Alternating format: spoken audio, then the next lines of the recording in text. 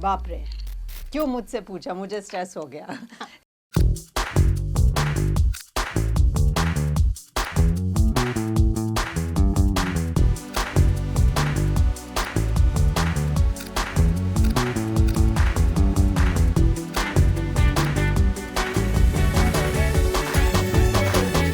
Namaskar everyone and welcome to the Envy Show.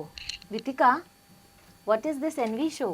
Envy Show का मतलब दो mamma's यानी नेहा और विथिका की सारी गपशप अनफिल्टर्ड। Yes, और that too ये कोई स्क्रिप्टेड नहीं है, जो हमारे दिल में है वो इस शो में है, सिर्फ आपके लिए। सो एनवी शो में हम लोग लगातार आपके जो इश्यूज हैं उस पर डिस्कशंस करेंगे और हमारे जो रियल लाइफ एक्सपीरियंसेस हैं और कुछ हमारे पार्टिसिपेंट्स के फीडबैक हैं वो आपसे शेयर करेंगे। बिल्कुल, और हम एक्चुअली हैं कौन? हम डायरेक्टर्स हैं मेदिनी फर्टिलिटी केयर प्राइवेट लिमिटेड की। हम काम करते हैं फर्टिलिटी डोमेन में 100% नेचुरली। ऑलराइट, सो टुडे आज जो एनवी शो में हम जिस टॉपिक को लेकर आ रहे हैं वो है स्ट्रेस। स्ट्रेस क्या है? बाप रे, क्यों मुझसे पूछा, मुझे स्ट्रेस हो गया। स्ट्रेस यानी वो कोई भी सिचुएशन शायद जिसे आप हैंडल करने में खुद को इनकेपेबल महसूस कर रहे हों। तो ये सिचुएशंस क्या क्या हो सकती हैं? I don't treat stress as an disease. कोई डिजीज तो है नहीं, ये एक तरह का साइकोलॉजिकल डिसऑर्डर हो सकता है आपको। जैसे वितिका ने बोला, किसी भी चीज को जब आप you are incapable of handling anything, it can be any household chore, anything at your workplace, उसे स्ट्रेस बोलते हैं। और वो कोई डिजीज नहीं है, ठीक है? You are not suffering from any disease. तो अब हम आपको बताएंगे कि जो स्ट्रेस है for basically couples who are planning for natural conception और आपकी फर्टिलिटी जर्नी में आपको कैसे इस स्ट्रेस को ठीक कर सकते हैं आप through Medini care of course. Oh my God! Wow! Oh my God!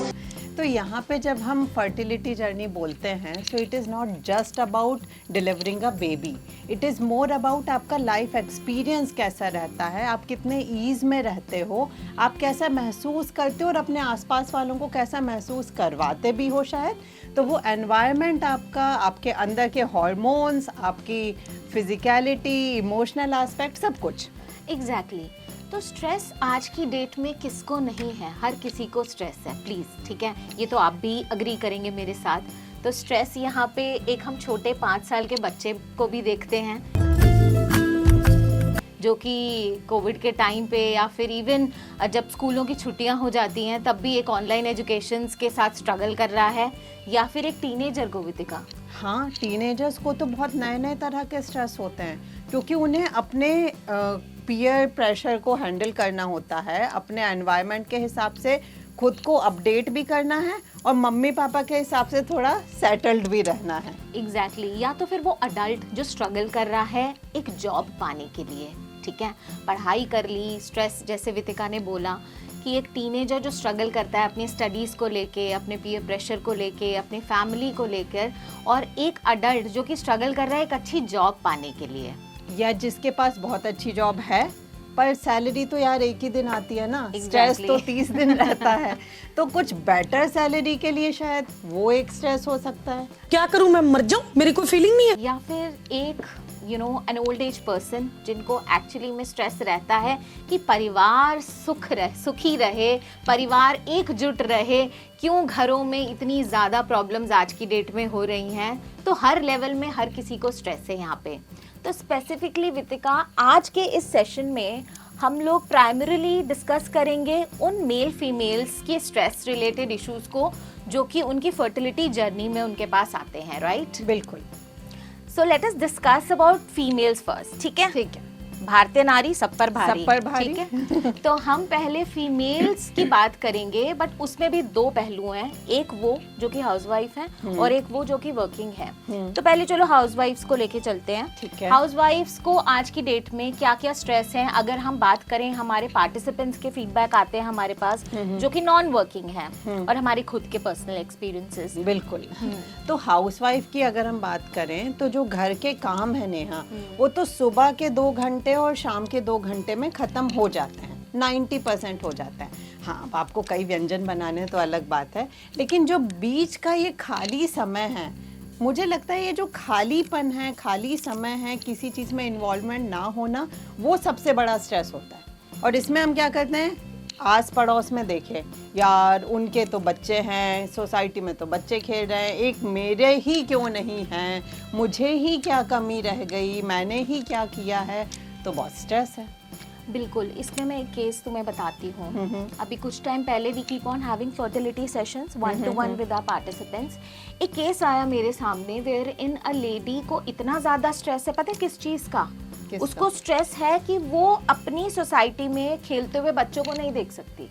कैसे कैसे लोग रहते हैं यार यहाँ पर। वाह, वो जेलस फैक्टर बदल गया है आज की डेट में, and even she is not happy seeing kids. जबकि हम अपने फर्टिलिटी सेशंस में ये बोलते हैं, हमारे गर्भाधान प्रोग्राम में हम ये बोलते हैं कि थोड़ा टाइम गुजारो छोटे छोटे नन्हे नन्हे बच्चों के साथ, अगर आप प्लानिंग कर रहे हो कंसेप्शन के लिए, वो बहुत ज़रूरी है। कितने तेजस्वी लोग हैं हमारे पास, कितने शानदार विचार रखते हैं। तो ये सब भी अब शुरू हो गया वितिका। बिल्कुल। और यार ये देखो ना, जो पहले जॉइंट फैमिली का सिस्टम था, उसमें जो एक नई नवेली चाची आई है, वो एक्चुअली माँ के काम कर रही है। बच्चों को खाना खिलाना या नहलाने का काम उसके पास थे।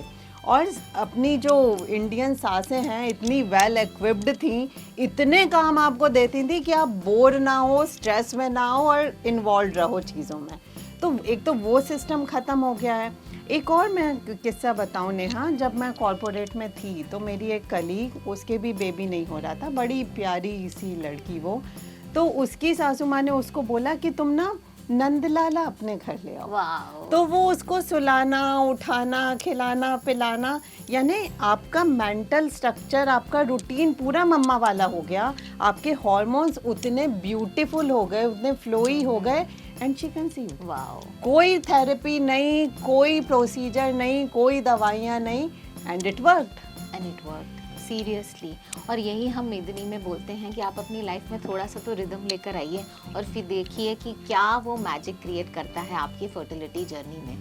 ऑफ कोर्स अगर हाउसवाइफ की हम बात अभी कर ही रहे हैं वितिका, तो कुछ केसेस ऐसे भी आते हैं हमारे पास वेयर इन कपल्स में स्ट्रेस है, ठीक है, बहुत ज़्यादा। मेल्स की अभी हम अलग से बात करेंगे, वो तो बहुत बड़ा टॉपिक और है। उनके लिए हम घंटों बोल सकते हैं, हाँ। ठीक है।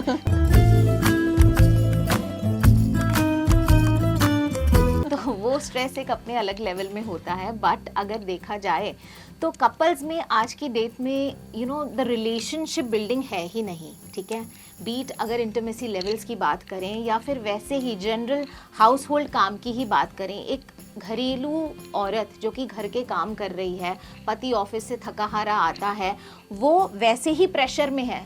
सोसाइटी प्रेशर आज की डेट में कि कुछ पार्टिसिपेंट्स हमें बोलते हैं कि मैम बस अब तो एक वो स्थिति आ चुकी है कि मैं डरती हूँ कहीं रिलेटिव्स के गेट टुगेदर में जाने के लिए, हाँ। क्योंकि मुझसे यही पूछा जाता है कि कब आ रहा है नन्ना फरिश्ता। और इवन ये स्ट्रेस उनकी इतनी पर्सनल लाइफ तक में आ गया है कि डेट आने से पहले उन्हें घबराहट होती है कि यार फिर से तो डेट नहीं आ जाएगी, सासू माँ क्या बोलेगी, और फिर ननंद कोई ताना मारेगी, और यार फिर नहीं हो पाएगा। और ये चीज़ उनकी इंटीमेसी टाइम में भी आती है। एग्जैक्टली, वो रिफ्लेक्ट करती है दोनों की। हाँ, मेरा तो इतना लाइफ खराब हो गया है, इतना लाइफ खराब हो गया है मेरा।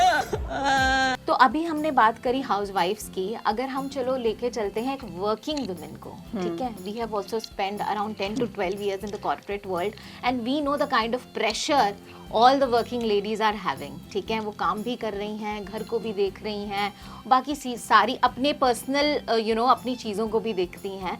तो एक वर्किंग लेडी के लिए हमारे पार्टिसिपेंट्स हैं जो बहुत वर्किंग हैं, क्या क्या प्रेशर्स उनको हैंडल करने पड़ रहे हैं आज की डेट में? यार प्रेशर घर वाला तो पूरा प्रेशर है ही है, और उनके साथ तो टाइम लिमिट ये है कि मेड सुबह काम करके नहीं गई तो आके बर्तन भी धोना पड़ेगा। साथ ही साथ वो ट्रैफिक में जाना, आपको खुद को एक तरीके से प्रेजेंटेबल रखना, मेंटेन्ड रखना, फिर बॉस का, डिलीवरेबल्स का, डेडलाइंस का, वो प्रेशर तो रहता ही है।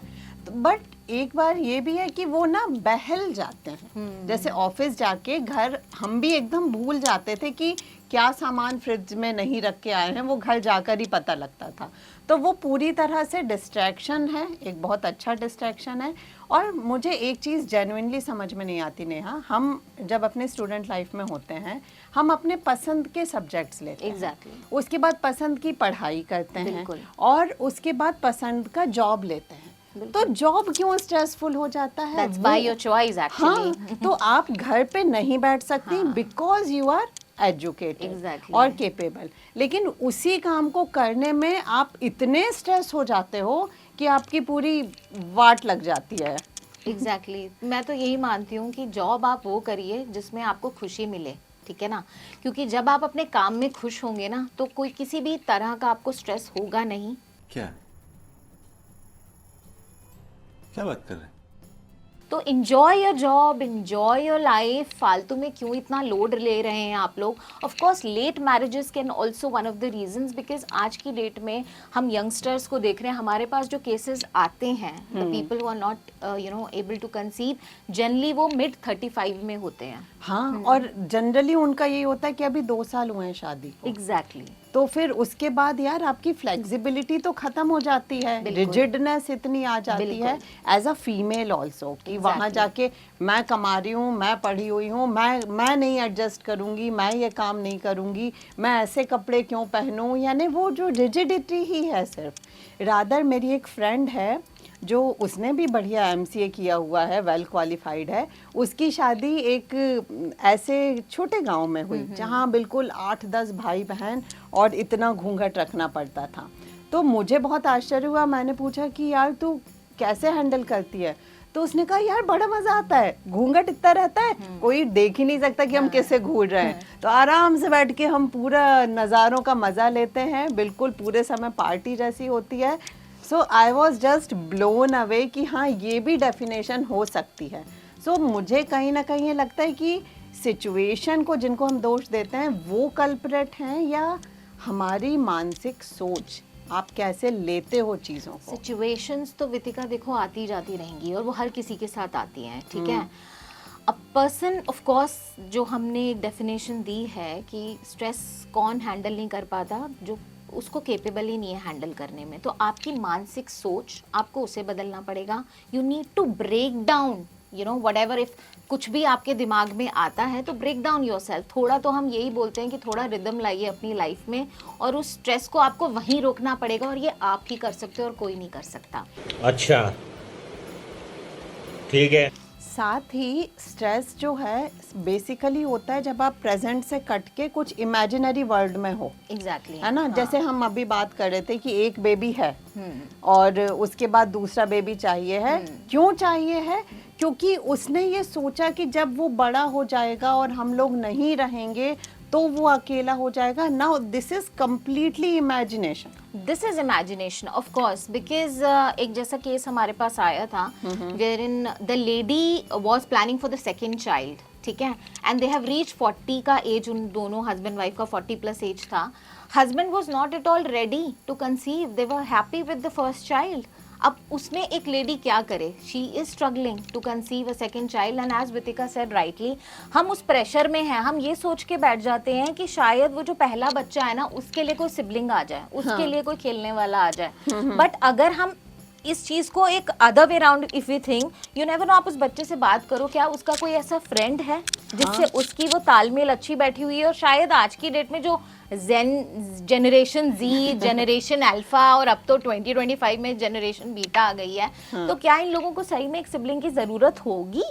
यार मुझे ये नहीं पता कि किसकी होगी या किसकी नहीं होगी, पर ये लगता है मुझे जिसकी किस्मत में लिखा होगा ना भाई का सुख, उसे दोस्त से भी मिल जाएगा। Exactly. और अगर नहीं लिखा होगा तो सगे 4 भाई भी ना लात मार के भगा देंगे। एग्जैक्टली सो ये एक पर्सपेक्टिव है जो आज की डेट में आता है। And if we talk about males, तो ऑफ कोर्स जैसे वर्किंग वुमेन्स हैं ऐसे ही मेल्स का भी स्ट्रेस लेवल होता ही है, ठीक है। तो वो लोग तो बेचारे 2 पाँव मझधार 2 नाव में लेके चल रहे होते हैं, एक अपने घर की और एक अपनी वाइफ की भी, और ऑफिस का भी ऑफ कोर्स प्रेशर है।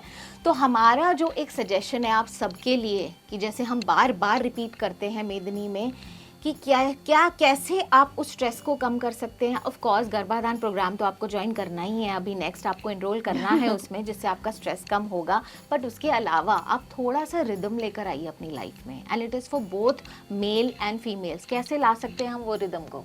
रिदम एक जो सबसे आसान तरीका हमारे स्वामी जी बताते हैं कि या तो कोई इष्ट धारण करो। Exactly. इष्ट धारण करो और प्रभु जी आपके भरोसे है, यहाँ तक हमारा काम था, उसके बाद आप संभालो। तो वो तो सबसे आसान, सबसे टेस्टेड ट्राइड तरीका है इंडियन सिस्टम का। उसके अलावा इवन आप इष्ट को अगर नहीं भी मान रहे, एक रिदम में रहो। रिदम यानी सुबह से मोहम्मद रफ़ी का कोई गाना चूज कर लो और उसी में नहाओ, उसी में खाओ, उसी में कुक करो, उसी में ट्रैवल करो, उसी में जहाँ भी रिदम छूट जाए वापस से वो गाना दोहरा लो।